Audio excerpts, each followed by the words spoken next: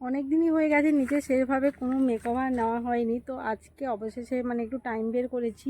সকালে যাওয়ারই কথা ছিল, তো সকালে যাইনি, ভালো লাগছিল না। বেশ কয়েকদিন ধরে না শরীরটাও খুব খারাপ যাচ্ছে, কেন জানি না।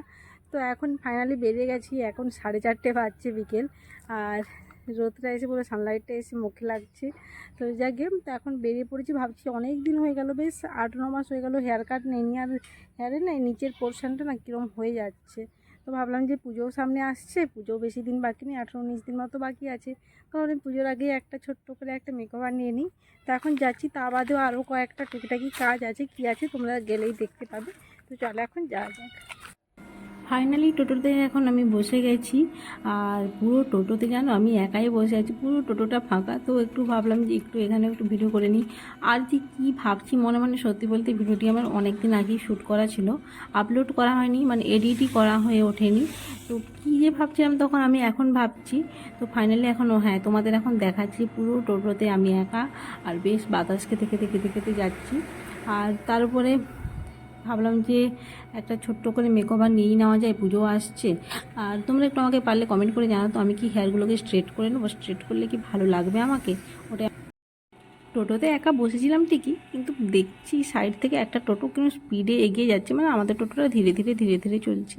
হ্যাঁ, কচ্ছপ আর কী বলে খরগোশের গল্পে যেমন আছে না, খরগোশটা রান করে ছুটে চলে যাচ্ছে, তারপরে কচ্ছপটা ধীরে ধীরে যেতে যেতে কিন্তু সেই ফার্স্ট হলো। অ্যাকচুয়ালি ধীরে হোক কিন্তু সেফভাবে যাওয়াটাও বেটার। আর পুরো টোটোতে একা, সেই জন্য কী করবো কী না করবো এইরকমভাবেই করে চলছি।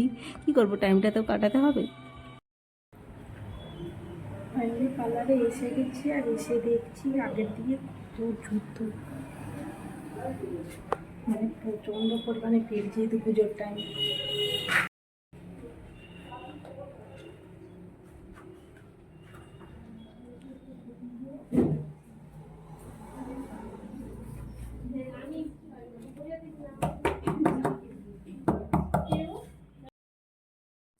তো পার্লারে একজনকে বলেছিলাম যে একটু আমার ভিডিও করে দাও, সে শুধু দেখলাম যে আমার হেয়ারেরই ভিডিও করেছে, কিন্তু ভিডিওটা করেছে তারপরে দেখলাম আমার হেয়ারটা কিন্তু ভালোই মানে লম্বা হয়ে গেছে। তো খুব একটা বেশি কাটছি না, বলেই দিয়েছি একদম সামান্য কাটছি। তার পেছনে একটি কারণ আছে, সেটা কি তোমরা ধীরে ধীরে জানতে পারবে। এখন তোমাদের কাছে আমি বলছি না, কিন্তু তোমরা আমাকে একটু ভালো করে সাজেস্ট করো তো, আমি কি হেয়ারটাকে পার্মানেন্ট স্ট্রেট করে নেব? তো মাঝে মাঝে ভাবছি করে নেই, মাঝে মাঝে ভাবছি যদি কোনো প্রবলেম হয় করার পরেই, ধরো হেয়ার ফল অ্যান্ড অল, মানে বিভিন্ন প্রবলেম। তো সেই জন্যই। আর এখানে আমি কাটছি, মানে হেয়ারটাকে কেটে নিচ্ছি খুবই অল্পভাবে। আগের দিকটা লেয়ার রেখেছি অ্যাজ ইউজুয়াল, যেরকমই আমি করি। আর পেছনটা হালকা রাউন্ড বা যেটা খুশি যখন করি। আর এই দেখো আফটার হেয়ার কাট এই হচ্ছে, বুঝতেই পারবে না, বলেছি যেমন একদমই সামান্য কেটেছি, একদমই। আর আগের দিকটা একটু লেয়ার কেটেছিলাম। তো চলো এবারে যাওয়া যাক, বাকি কাজগুলো করে নেওয়া যাক। তো ফাইনালি আমার হেয়ার কাটিং হয়েছে। তো কীরকম কী হয়েছে তোমরা হয়তো দেখতে পেলে, যতটা ভালো করে বুঝতে পারো বাড়িতে গিয়ে দেখাবো। আর বেরিয়ে দেখছি ভীষণভাবে মিক্স হয়েছে। তো চলো এখন যা যাক, আরও একটা কাজ আছে করে নিই। এখানে না দর্জি দোকানে এসেছিলাম, মায়ের দুটো শাড়ি দেওয়া ছিল ফলস পাড় পরানোর জন্য। আর জানো ব্লাউজ পিসও কাটাতে দেবো বলেছিলাম, কিন্তু দিলে ওই যে পুজোর পরে দেবে, তাই এখন আর কাটালাম না। তো এখন শাড়িগুলো নিয়ে নিই। তো এখন বের করাচ্ছি, দেখা যাক শাড়িগুলো হয়েছে কিনা।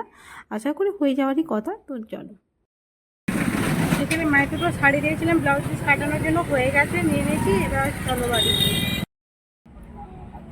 দেখো গাছেই ফুলগুলো ধরেছে, কি দারুণ দেখতে লাগছে। মানে ঠাকুরের ইচ্ছা হোক যাই হোক, যাই বলবো না কেন, মানে আশেপাশে যেখানে দেখতে পাচ্ছি জানো বন্যা, মানে সবার বাড়িঘর সব ডুবে গেছে। আমাদের এই কিছুটা জায়গা, মানে কয়েকটা জায়গা রয়েছে যেগুলো এখনও মানে ঠাকুরের মানে কি বলবো, ঠাকুরের অনেক থাকলেই মানে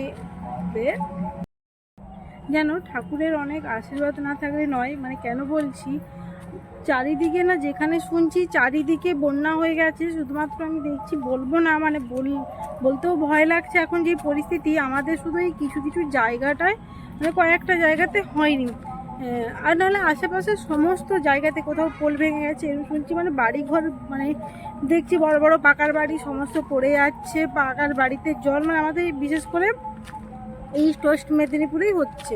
হ্যাঁ, আর তারপর তো কোয়েলদের বাড়িতে জানো একতলা পুরো ডুবে গেছে, একতলাতে জল। এত খারাপ পরিস্থিতি। আমার আরও কয়েকজন ফ্রেন্ড রয়েছে, ওদেরই ওই দিকটাতে।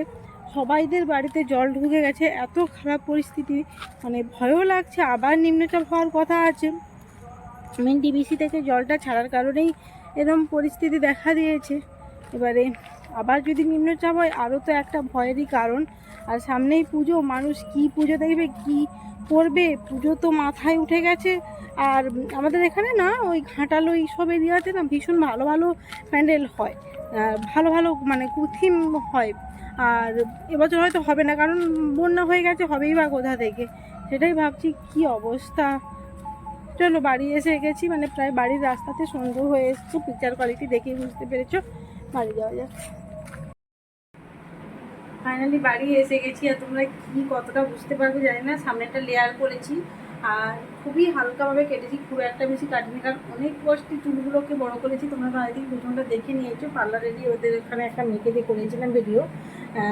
আর আগের দিকটা রেখেছি এই যে, যেরকম আমি কাটি অ্যাকচুয়ালি সামনেটা হালকা লেয়ার রাখি আর পেছনটা নর্মালি রাখি, কখনো ইউ দিই কখনো রাউন্ড দিই, এবারে পুরো নর্মালি করেছি।